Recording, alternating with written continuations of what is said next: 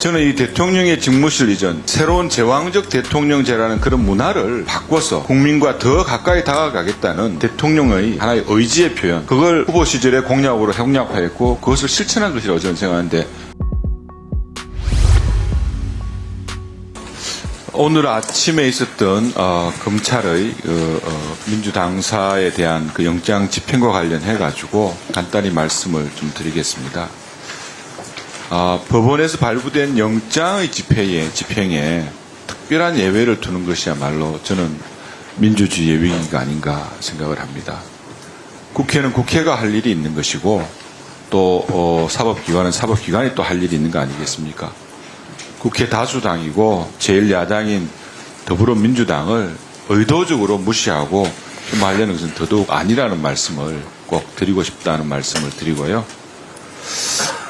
질의 이어가겠습니다. 장관님. 네. 저는 이번에 지난번 국감도 그렇고 또 많은 사람들의 얘기가 나오고 있는 집무실과 관저 이전에 대해서 제가 한 말씀 네. 좀 드리고 싶습니다.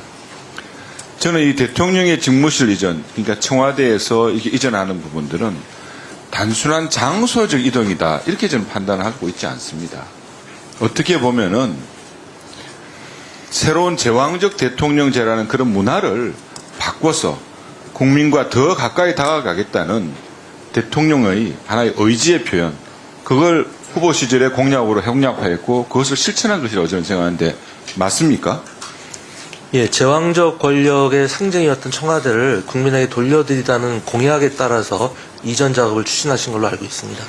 거기에 소요된 예산들, 이게 모두 사실은 이 정권 교체기에 있다 보니까 문재인 전 정부 대통령 하에서 그 국무회의에 의해서 의결된 예비비 같은 것, 이런 것들을 가지고 집행을 한 걸로 알고 있는데 맞죠? 그렇습니다. 제가 직접적인 비용을 그동안에 496억이라 이렇게 말씀을 하셔가지고 자세히 한번 뜯어봤습니다, 사실은. 이 예비비가 이제 496억이 배정이 됐는데 이 중에 집무실과 관저에 직접적인 비용 들어가는 거는 278억이에요, 사실은. 네. 거기에 국방부 이전, 경호처 이전 이런 것들이 218억이 더 추가가 된, 그래서 496억이라는 말이 들어갔고, 이마저도 사실은 두 차례 걸쳐서 예비비가 이렇게 집행이 되다 보니까 집행하는 입장에서는 상당히 어려움도 있었다고 저는 생각을 하고, 또 중간에 관저의 위치가 육참종관에서 외교청사 공간으로 바뀌니까, 외교부 장관 공간으로 바뀌니까 그 과정에서 일부 증액된 예산들이 전용 예산으로 포함된 그런 상황이라고 판단하는데 맞죠? 네, 그렇습니다. 장관님, 이 대통령 집무실과 관저는 대통령의 안위, 국가 안위와 밀접하게 관련 있는 국가 중요시설 가급에 해당하는 거 맞습니까? 그런 것으로 알고 있습니다. 그러면 우리가 이런 가급 시설에 대해서 공개 입찰이라든지 아니면 오픈된 그런 입찰의 방식이 과연 이 안전 보장에 유리할 수 있느냐, 아니면 특정한 업체에 대한 수의 계약 자체가 유리할 수 있느냐, 이런 문제에 대한 판단들이 있는 거죠. 네, 그렇습니다.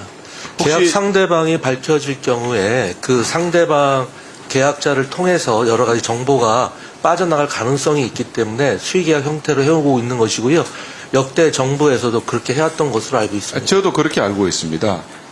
어느 정부를 막론하고 이 집무실이라든지 이런 관저에 들어가는 어떤 공사의 내역, 예산조차도 사실은 어느 정도 수의계약으로 다 처리하는 것이 일반적인 관례라고 들었습니다.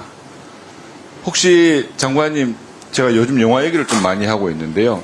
미드 좋아하시나요? 네, 가끔 봤습니다. 미드 중에 지정생존자라는 그 영화 보셨습니까? 네, 봤습니다. 그 내용을 보시면은 사실은 미국의 국회의사당에 관련돼 있는 그 공사, 네. 또 그 안에 설계도, 이런 것들이 테러 집단에게 유출이 됐고, 예. 거기에 따라 가지고 저기 설치된 폭약에 따라서 미국 대통령을 비롯해서 전체 행정부가 폭사당하는 예, 그렇습니다. 그런 비극적인 결과로 해서 시작되는 게 이제 그 영화인데, 예.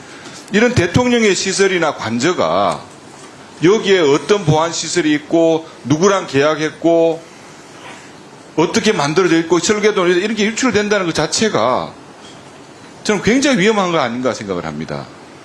네, 그래서 수의계약으로 진행을 하는 것으로 알고 있습니다. 그런데 이런 계약 자체가 특정 업체에 대한 특혜라는 주장에 대해서도 상당히 사실은 어려움이 있었는데 참 말이 안 된다고 생각을 하는데 이번에 이제 추가 비용 21억 정도가 들어갔는데 이 비용에 사용된 거는 왜 어떤 방식으로 전용이 된 거죠? 그 기재부하고 협의를 거쳤고요. 그 이유는 여러 번 말씀드렸습니다만 그 참모총장 청사보다 외교부 공관이 2배가량 넓습니다. 예. 그래서 그 정도 비용이 추가가 된 겁니다. 그조차도 제가 알고 판단하기로는 거기 행안부에 노시설 정비비 낙찰 차익이라든지 집행 잔액에 대해 가지고 기재부의 정상적인 전용 절차를 거쳐서 추진됐다 이렇게 알고 있는데 맞습니까? 네, 맞습니다. 정상적으로 추진됐습니다. 근데 혹시 이게 야당을 비롯한 일각에서 이게 1조 원 이상 들어간다 이렇게 얘기하는데 그 내용 혹시 분석해 보신 적이 있습니까? 그건 제가 정확히 알지는 못하고요. 다만 추측으로는 모든 비용을 네. 제가 한번 분석을 해봤습니다. 네. PPT 한번 주십시오.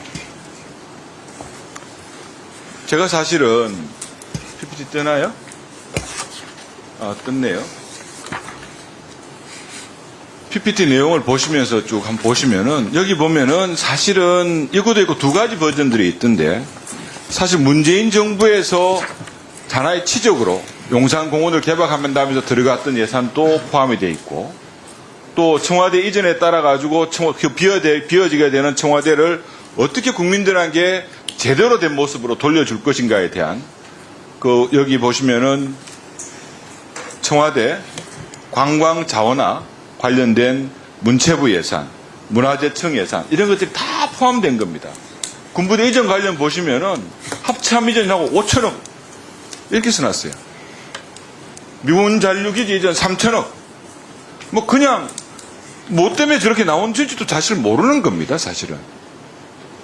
너무 이런 것들이 과연 뭐 얼마나 이렇게 정교하게 했는가에 대해서 오로지 윤석열 정부 어떻게 하면 흠집 낼까? 국민들에게 미움받게 만들기 위해서 어떻게 할까? 이런 거에 사실은 모두 다 있는 거예요. 모든 것이 다 어떻게 보면 그냥 자기 입맛 이런 부분들에 대해서 사실 우리 정부에서도 소상하게 국민들한테 이런 부분에 대한 설명도 필요하고 실질적으로 들어가면 사실은 집행된 496억 그조차도 안 되더라고요. 그런 부분들을 정확하게 말씀을 해주시고 또 이것이 결정된 절차에 따라서 정확하게 쓰여졌다는 말씀도 해주시고 조달청에 그 내용을 올리는 거에 대해서 한번 심각하게 고려해 보셔야 됩니다.